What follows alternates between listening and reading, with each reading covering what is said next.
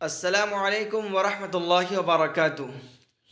میں اکیلا ہی چلا تھا جانب منزل مگر میں اکیلا ہی چلا تھا جانب منزل مگر راہ رو آتے گئے اور کارواں بنتا گیا۔ میرے پیارے اسٹوڈنٹس، کیسے ہیں آپ تمام حضرات؟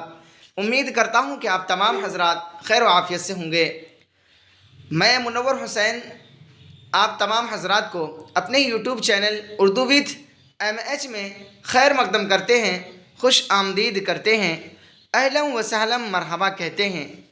اسٹوڈنٹس، جیسا کہ آپ حضرات کو معلوم ہے کہ میں کہکشاں اردو حصہ دوم کلاس 12 یعنی انٹر سبق نمبر 14 عمیق حنفی جنہوں نے کھیتی نظم لکھا ہے ان کے بارے میں آج میں آپ حضرات کو پڑھانے جا رہا ہوں، اس امید کے ساتھ کہ آپ حضرات آج کی اس ویڈیو کو شوق ذوق اور لگن کے ساتھ پڑھیں گے اور اس ویڈیو کو زیادہ سے زیادہ شیئر کریں گے اور اپنے دوستوں تک، رشتہ داروں تک ضرور شیئر کریں گے۔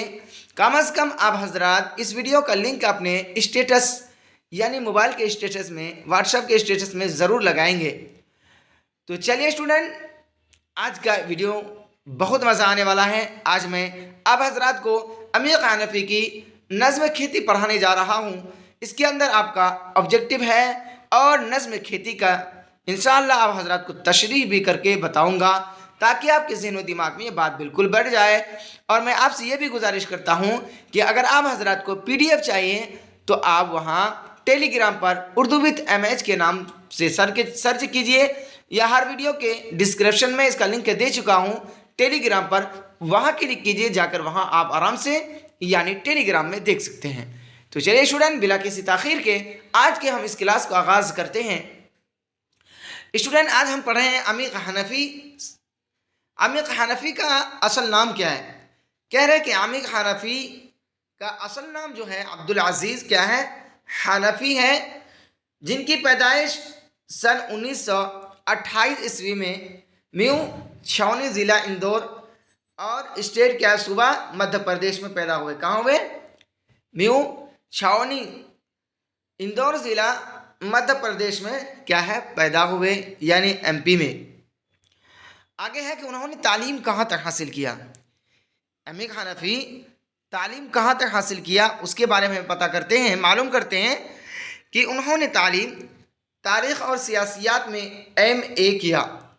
فلسفہ، موسیقی اور ادبیات سے زیادہ تر لگاؤ تھا، یعنی ان کا تعلیمی اعتبار سے تاریخ اور سیاسیات میں کیا ہے MA کیا، اور فلسفہ، موسیقی اور ادبیات سے زیادہ تر ان کو لگاؤ رہا، یعنی زیادہ تر ان کو لگاؤ کس سے تھا؟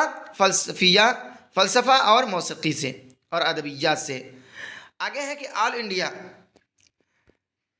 آل انڈیا ریڈیو میں انہوں نے طویل یعنی لمبی مدت تک ملازمت کی، جہاں سے اسٹیشن ڈائریکٹر کی حیثیت سے وہ سبکدوش ہوئے یعنی ریٹائر ہوئے۔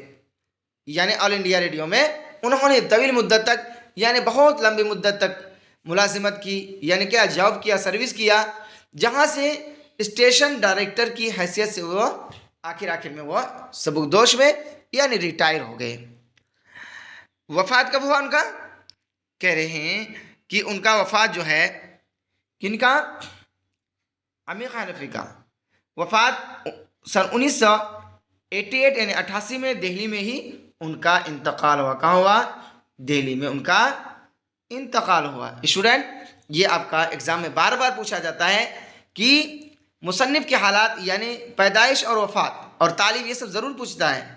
اس وجہ سے میں آپ حضرات سے یہ کہہ رہا ہوں کہ آپ محنت سے پڑھیں اور دھیان لگا کر، یعنی جب آپ پڑھیں تو ساری دنیا کو چھوڑ کر ایک دم بالکل ذہن و دماغ کو حاضر کر کے پڑھیں، انشاءاللہ بالکل آپ کو سمجھ میں آ جائے گا۔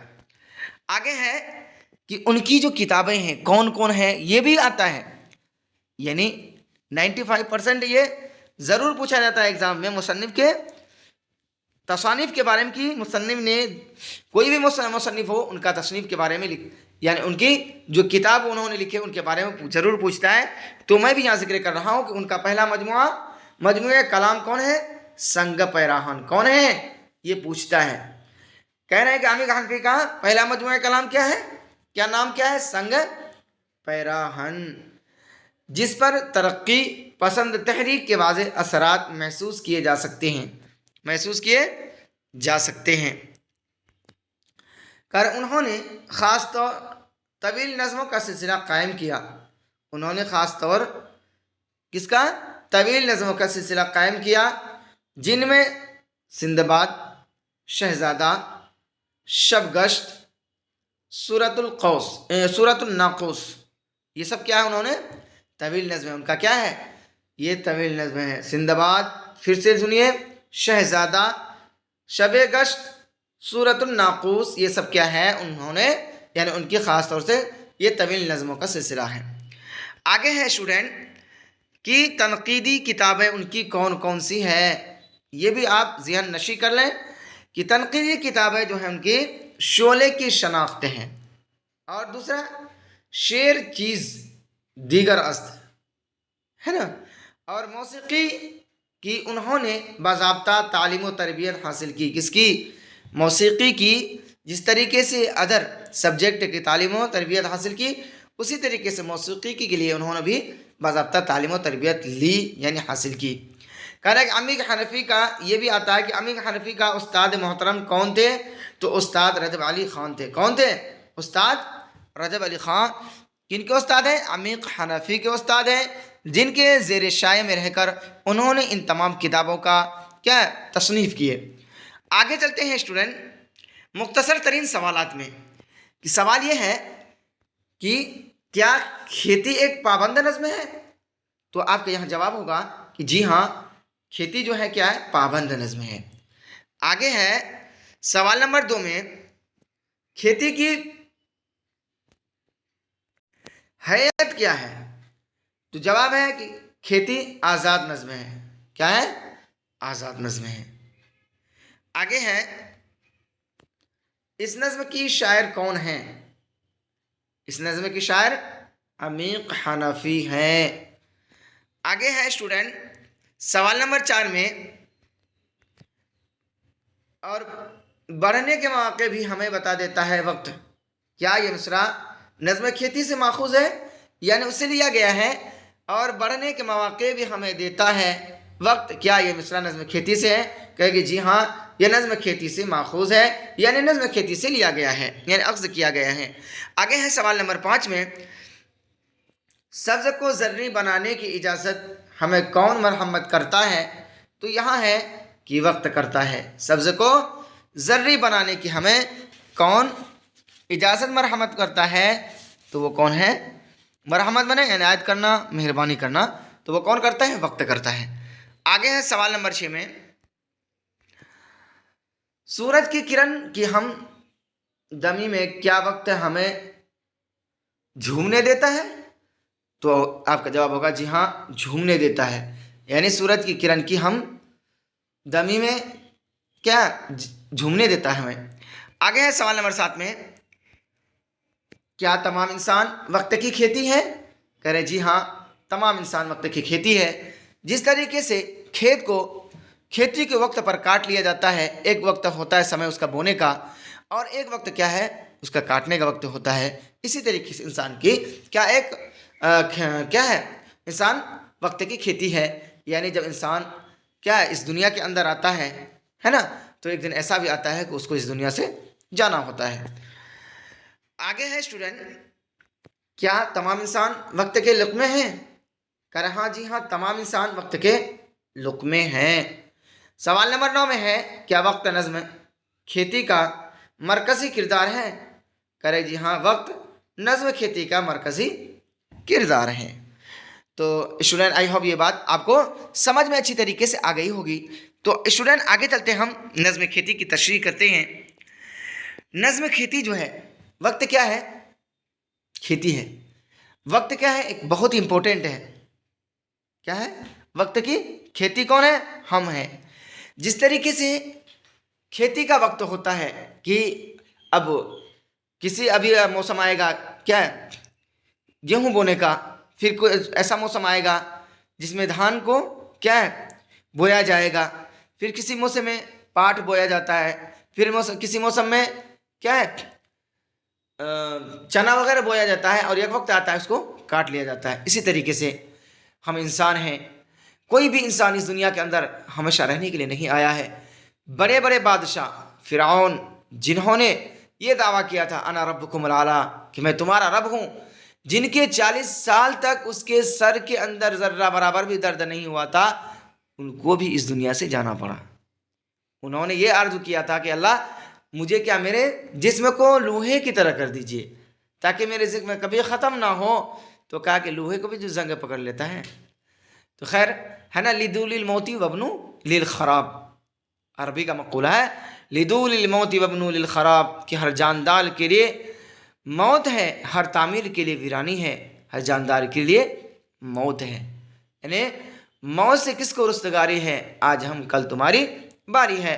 ہر انسان اس دنیا میں آتا ہے، آ کر چلا جاتا ہے۔ ہر دنیا میں آنے کا ترتیب ہے، لیکن جانے کا کوئی ترتیب نہیں ہے۔ ترتیب یہی آنے کا کہ پہلے بڑا آتا ہے پھر چھوٹا آتا ہے، اور جانے میں کوئی ترتیب نہیں ہے کہ کون پہلے چلے جائے، بڑا چلے جائے یا چھوٹا چلے جائے۔ یعنی یہ کہہ رہے ہیں کہ وقت کیا ہے، وقت کی ہمیں قدر کرنی چاہیے، اور اللہ تبارک و تعالیٰ جو آپ کو وقت دیے ہیں اس وقت کو بالکل آپ اپنے جو آپ کا مقصد ہے اس میں خرچ کیجئے، صرف کیجئے، فضولیات میں، لغویات میں اور واہوائی میں اپنے وقت کو خدا را ضائع نہ کیجئے۔ وقت کا مار بہت خطرناک ہوتا ہے، جب وقت مارتا ہے نا تو پھر وہ اٹھنے نہیں دیتا ہے۔ اس وجہ سے میں آپ سے ریکویسٹ کرتا ہوں، گزارش کرتا ہوں کہ اس دنیا کے اندر دنیا کے ساتھ ساتھ دین بھی کمائیے۔ آپ کل قیامت کے دن قبر کے اندر یہ نہیں پوچھیں گے منکر نکیر کہ آپ سائنس سے پڑھ رہے ہو کہ میتھ پڑھے تھے کہ یا فزکس سے پڑھے تھے یا اس طریقے سے بایولوجی پڑھے ہو۔ وہاں آپ کا نماز کے بارے میں ہی کوشچن ہوگا۔ تو آپ اللہ سے لو لگانے کے لیے، جنت کو خریدنے کے لیے، جنتی بننے کے لیے اللہ سے بھی تعلق کو قائم کرنا پڑے گا۔ تو چلیے اسٹوڈنٹ آگے ہے، پڑھتے ہیں ہم اس نظم کو۔ کھیتی، وقت کی کھیتی ہم، وقت بوتا ہے اگاتا پالتا ہے نا، اور بڑھنے کے مواقع بھی ہمیں دیتا ہے وقت۔ کیا ہے کہہ رہے ہیں، اور بڑھنے کے مواقع بھی ہمیں دیتا ہے وقت، سبز کو زرعی بنانے کی اجازت دیتا ہے وقت۔ کیا رہیں گے، وقت جو ہے کیا ہے، وقت کی کھیتی ہم ہیں، وقت سے ہم آتے ہیں اور وقت سے یہاں ہم چلے جائیں گے۔ جب میرا وقت ہو جائے گا، جب انسان کسان غلے کو بوتا ہے، بالکل ایک وقت ہوتا ہے، چھوٹا پودا ہوتا ہے نا، اور ایک دن آتا ہے کیا بڑا ہو جاتا ہے اور پھر وہ پک جاتا ہے اور آخر ایک دن اس کو کاٹ دیا جاتا ہے۔ اسی طریقے سے انسان جب اس دنیا کے اندر آتا ہے ایک دن بالکل معصوم ہوتا ہے، چھوٹا ہوتا ہے، پھر دھیرے دھیرے بڑھتے کیا ہے بڑھاپے کو پہنچ جاتا ہے، آخر ایک دن آتا ہے وہ اس دنیا سے چلا جاتا ہے۔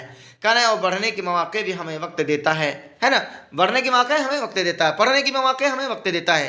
اگر آپ بڑھنے کے مواقع کو، پڑھنے کے مواقع کو اہمیت دے دیے تو کیا ہے آپ کامیاب، اگر آپ نے اہمیت نہیں دیا تو آپ ناکام ثابت ہوں گے۔ تو چلے ہیں آگے چلتے ہیں اسٹوڈنٹ۔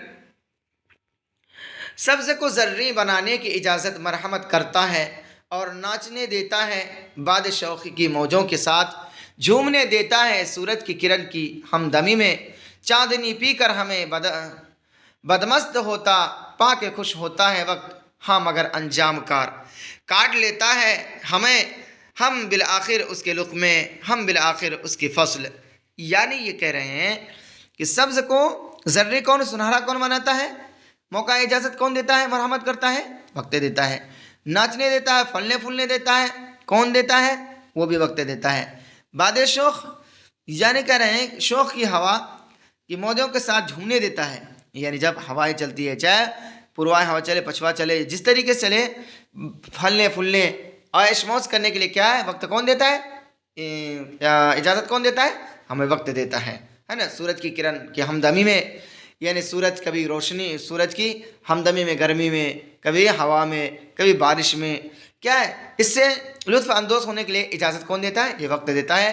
کرے چاندنی پی کر ہمیں بدمست ہوتا پا کے خوش ہوتا ہے وقت، ہاں مگر انجام کار، ہاں کرے ایک دن انجام کاٹ لیتا ہے۔ یعنی جو بھی کسان فصل کو بوتا ہے ایک دن ایسا وقت آتا ہے اس کو کاٹ لیا جاتا ہے، بلاخر اس کے لقمے اور ہم بالآخر اس کی فصل ہیں. ہم کیا بالآخر وقت کے لقمے ہیں اور اس کی فصل ہیں، یعنی وقت پر ایسا آئے گا کہ اس کو کاٹ لیا جائے گا.